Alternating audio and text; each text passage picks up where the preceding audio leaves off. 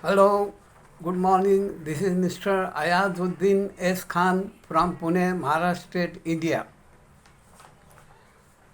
You are welcome to this what you call lectures on income tax disputes and Supreme Court judgments on them. Now, my last video was devoted for this income tax disputes on business income and SC judgments on them in that series. This is the second video in continuation of that video, and this video is final, and that will end the what you call income tax disputes on business income. So let us proceed. Please note down the appeal number. Appeal number is 24 and year is 1967. Date of decision is 12th January 1971. ITR details are year 1971, volume 79 and page number 514. I would repeat. Appeal number 24, year 1967.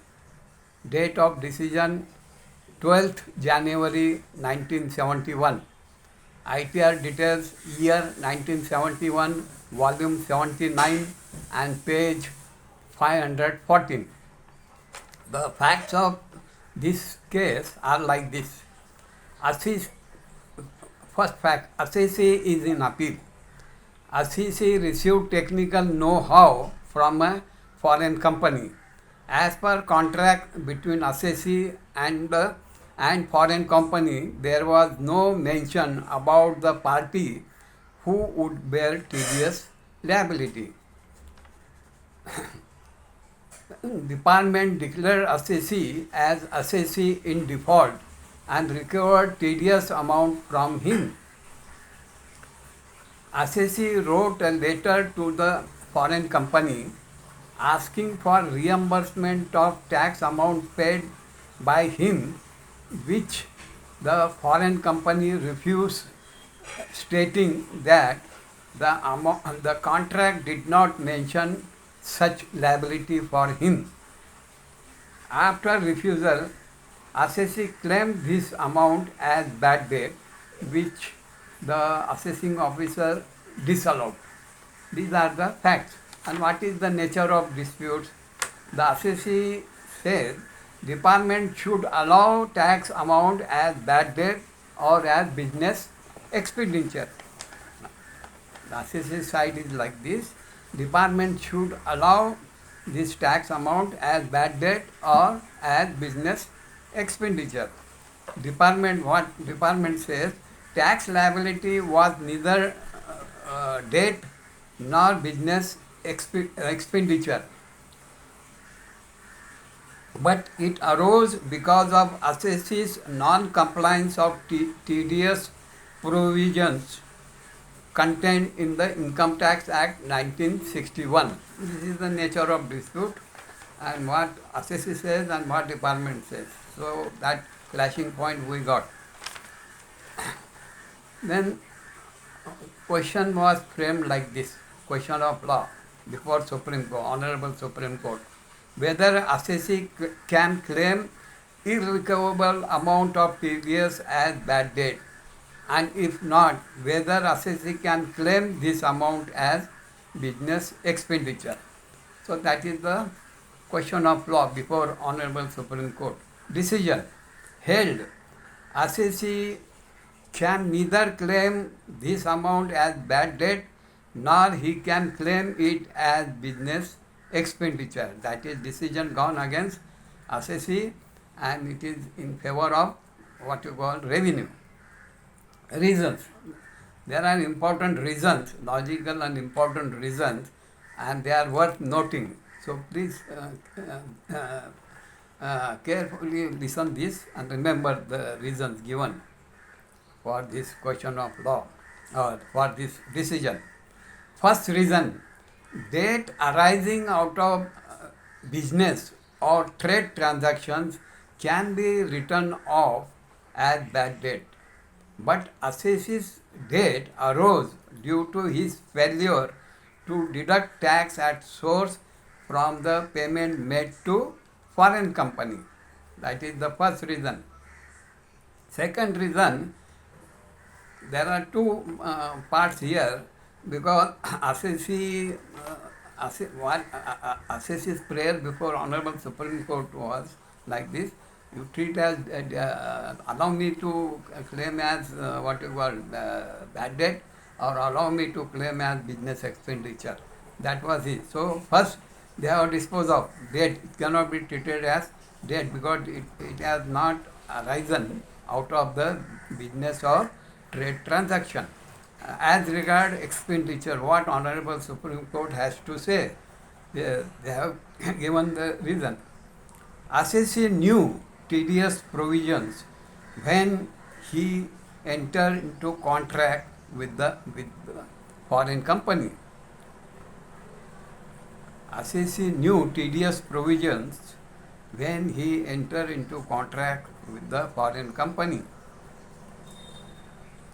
In the contract, he purposely avoided a clause to the effect that payment to the foreign company would be after deduction of tax, so as not to displease the foreign company and to get much needed technical know-how or assistance.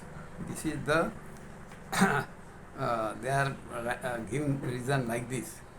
They have purposely avoided the mention of tedious liability that foreign company has to bear. That is purposely avoided. That is the conclusion drawn by what you call Honorable Supreme Court, and they stated reason also for avoidance or dropping of such clause because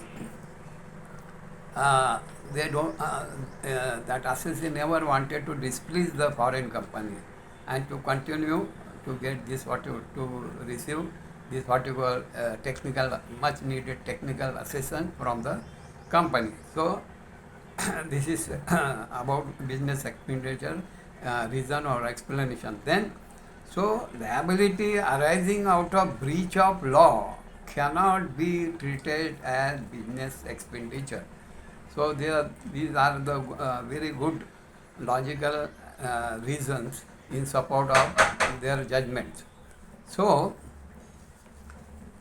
it cannot be treated as bad debt. It cannot be treated as business expenditure.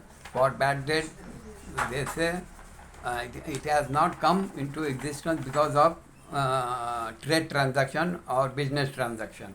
And for business expenditure, they say the assessee purposely did not mention this what you call foreign companies liability for tedious purposely, not to reason not to displease him.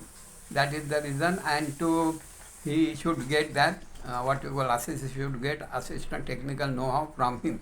That is the reason. So this liability arising out of breach of law, that means disobedience to the provisions of tedious. So liability arising out of breach of law cannot be treated as business expenditure. That is the another reason they have given. So this is over. This is very good judgment, very good and logical reasons given by Honorable Supreme Court in their judgment. This is worth noting. Now we would proceed to next dispute. Please note down appeal number. Appeal number 1831, year 1972. Date of judgment 17th April 1979. ITR details year 1979, volume 118, page number 200. I would repeat. Appeal number 1831, year 1972. Date of judgment 17th April 1979. ITR details year 1979, volume 118, and page number 200. The facts of this case are like this. Assessee in appeal. Assessee is in appeal in this case. Assessment year was 1957 and 58. Assessee, a widow, promised a donation of rupees 10 lakhs for building building of engineering college in the name of her late husband. So, assessee, who is a widow, promised donation of rupees 10 lakh for construction of engineering college in her village in the name of her late husband. Assessee paid donation of 5.5 lakh by borrowing amount from bank and claimed deduction of interest amount as business expenditure. So, to honor the promise, what she has done, she she promised 10 lakh for construction of engineering college, and first installment she wanted to pay was rupees 5.5 lakh. That she did not pay from her business income, but she borrowed money from bank to the extent of 5.5 lakhs and paid to engineering college or the trust account for construction of temple. And she claimed deduction of interest on that borrowed amount as business expenditure. Then balance amount of donation, that is 4.5 lakhs, was shown as liability against her, and interest credited to college account, and she claimed deduction of this interest as business expenditure. These are the facts. And what is the nature of dispute between the parties, between these two parties, that is assessee and revenue? Assessee's side is like this: interest paid to bank for borrowing amount which was which was used for paying donation is allowable deduction. So her argument is like this before Honorable Supreme Court: I borrowed 5.5 lakhs from bank, and for that I have to pay interest. I paid interest for that borrowed amount of 5.5 lakhs, and that interest I should be allowed to claim as deduction. That is her side.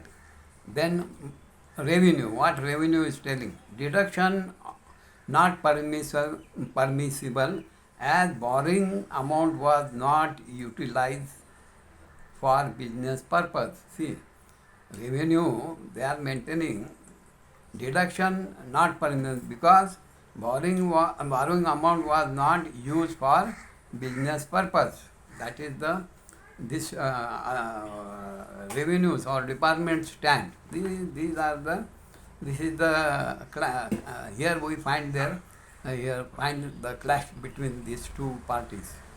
Then what is the question of law before Honorable Supreme Court? Whether borrowing of 5.5 lakh for business purpose or not. Question of law framed as under whether borrowing of 5.5 lakh was for business purpose or not. And what is the decision? Held borrowing of 5.5 lakh was not for business purpose. Okay.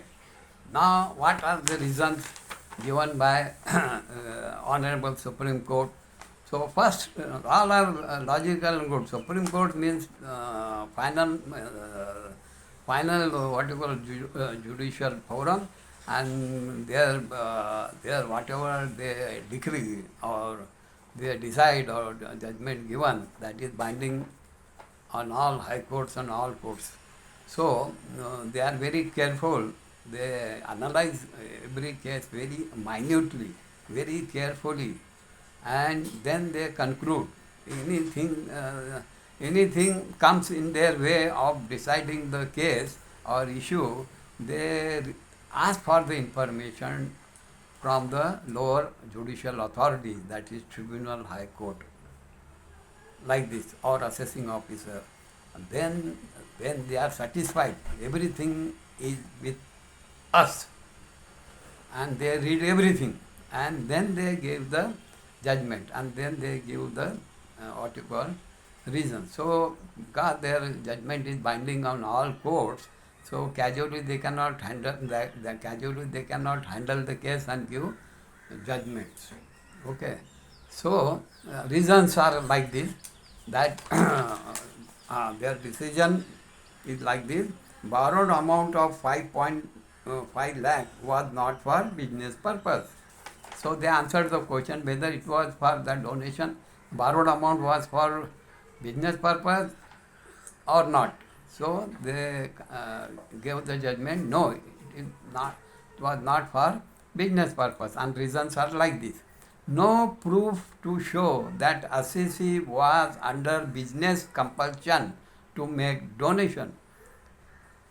See, important reason. No proof to show. Assessee has not shown proof to show that I was under business compulsion, so I made the donation. So, such type of proof is not there. So, one can understand it is taken for business purpose. There was business was going on without with the payment of donation or without the payment of donation. If suppose she gives the proof or she gave the proof that this was for I was under business compulsion, then case would have been different. But Honorable Supreme Court is telling no proof to show that assessee was under business compulsion to make donation. And what is the second reason? Assessee gave donation for personal reason and not for business reason. Remember what they are telling. Assessee gave donation for personal reason, that is to build engineering college in the name of her late husband. Thus, donation had nothing to do with the assessee's business. Very good reason. Then, third, balance amount of donation of 4.5 lakh was not actually paid, but only book entries were made. For interest amount also only book entries made. So no question of deduction of interest amount. So the fact was like this. This assessee promised donation of 10 lakh, 5.5 lakh she gave by borrowing, but balance amount 4 lakh she shown liability against her only and not actually paid. But she claimed she gave interest to college and claimed deduction for the interest given on that 4 lakhs. For all these things, what Honorable Supreme Court has observed, there are only book entries for all these things. Liability of 4 lakh on assessee, then interest credited to bank, again only book entries. Then these are only book entries. Nothing, no transaction was done. Actually, no payment was given, and no interest was, no donation was given, and no interest was paid. So only book entries were there. So Honorable Supreme Court says in such situation, no question of deduction of interest amount. Nothing is done, only book entries, only on the book entries, without inflow or outflow of amount. This is such interest amount cannot be claimed as deduction from profit of the business. This is second case, interesting. And finally third case, please note down the appeal number. Appeal number is 4221. Appeal number is 4221. Date of decision 8th October 1985. ITR details year 1985, volume 156, page number 585. Facts of this case are like this. assessee was in appeal in this case. Assessment year being 1974-75, assessee's total gratuity liability was 64,31,286 for for financial year 71, 72, 72, 73 and 73, 74. Assessee made provision for 45,93,559 against above total liability. No provision was made for balance amount, that is 18,37,727, that is 64 total gratuity liability 64 lakh 31,286 minus provision made to the extent of 45 lakh 93,559, and that is the balance amount. Then after minusing, that amount comes like this: 18 lakh 37,727. For this he did not, assessor did not make the provision, and he claimed this deduction of 18 lakh 37,727 as provision for gratuity payment to its employees on their retirement, which was disallowed by assessing officer. This balance amount the assessee claimed as provisions for gratuity to his employees, its employees on their retirement. But assessing officer turned down his showing of this, claiming this as what you call deduction, provision as deduction from business profits. Dispute. What is the nature of dispute? Provision for gratuity admissible, assessee's side. Provision for gratuity is admissible deduction. His argument before Honorable Supreme Court: provision for gratuity is admissible deduction, revenue. As per section 40 capital A into 7 into small into bracket small a, provision for gratuity payment is not admissible deduction. So department is giving authority, is quoting section from Income Tax Act 1961 and disallowing the deduction for provision gratuity. So this is the nature of dispute. Then what is the question of law before Honorable Supreme Court? Whether provisions for gratuity payment of 18,37,727 is allowable deduction. So exactly, precisely they have framed the question. What assessee want? The provision is admissible deduction. So same thing they have put in the question form. Whether provision for gratuity is allowable deduction. Then what is the decision? Held no. Honorable Supreme Court has held no. This provision is not allowed. Provision for gratuity is not allowable deduction. So what are the reasons they are giving? Please note down reasons, important reasons. Reason first, section 40A, section 40 capital A into bracket 7 into bracket small a declares provision for gratuity not deductible from profit of business. First reason. But as per section 40A, A capital into bracket 7 and into bracket small b, assessee can claim deduction for provision for gratuity liability that has become payable during previous year but could not be paid in the same previous year due to closure of accounts. So Honorable Supreme Court is proceeding like this. First, they have quoted authority. section 40A into bracket 7 and into bracket A, it states that provision for gratuity is not admissible deduction. Then what is admissible deduction in this is a basic rule. What any exception to this rule? Yes, there are two cases or two exceptions.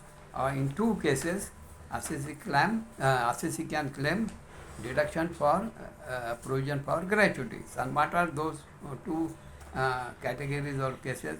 So Honorable Supreme Court is giving those cases, and they are citing authority also. They cited the authority for claiming deduction. First, the authority is like this: section 40 capital A into bracket 7 and into bracket small b. Here, under this section, assessee can claim deduction for provision for gratuity liability that has become payable during previous year, but assessee could not, but could not be paid in the that gratuity liability that has become payable during the previous year, but could not be paid in the same previous year due to closure of accounts. Secondly, this is first case where what you call assessee can claim deduction for provision for gratuity. And what is the second case under that authority B, small b? Assessee can also claim deduction for provision made in the form of employer's contribution to approved gratuity fund. So, in their reasons are like this. This provision for gratuity is not deductible. That they have decided the question, and they have given the authority first 40A 7 into bracket A, and the two cases where assessee can claim deduction, they have stated like this with authority, and the authority is 40A into bracket 7 and B. Under this authority, assessee's gratuity liability is pending during the what you call the previous year because of closure of accounts. For that, he can make the provision that is allowed as per this authority. And second case where he can what you call he can claim deduction for provision for gratuity, that is if he makes his contribution, employer's contributions for approved gratuity fund, that is deductible. That is that provision deductible. That are the two cases. And they concluded assessee's case does not fit in the above two categories. Hence disallowance made by assessing officer is correct. So these are the reasons. Then further, Honorable Supreme Court also, this is also interesting, worth noting. Honorable Supreme Court has defined expenditure and provision in the same judgment. They have explained what is expenditure and what is provision. As per them, expenditure, it means actually existing liability of assessee which is deductible from profit of business. Actually existing liability of assessee which is deductible from profit of business. Actually existing liability, expenditure means actually existing liability of assessee which is deductible from profit of business. But setting apart amount or money which might become expenditure on the happening of event is not expenditure. Keeping aside amount for some expenditure, and that expenditure not certain, it may bring expenditure liability, or it may not bring liability. In such situation, that doesn't become expenditure. That setting apart amount, that is means provision. That setting apart money which might become expenditure on the happening of human is not expenditure. So this is the definition given by Honorable Supreme Court. It is worth remembering. And now then secondly, provision, how they are defining provision. Provision means something provided. Provision means something provided for future use. Provision means something provided for future use. So these are the what are important and interesting judgments I have collected for you. I hope uh, uh, you you have got some what you call new material in your head for the question came before Supreme Court, and the reasons you must have what you call uh, like like to remember for your study and for use. Okay, thank you very much. So as far as disputes, income tax disputes on business income are concerned, that is over now.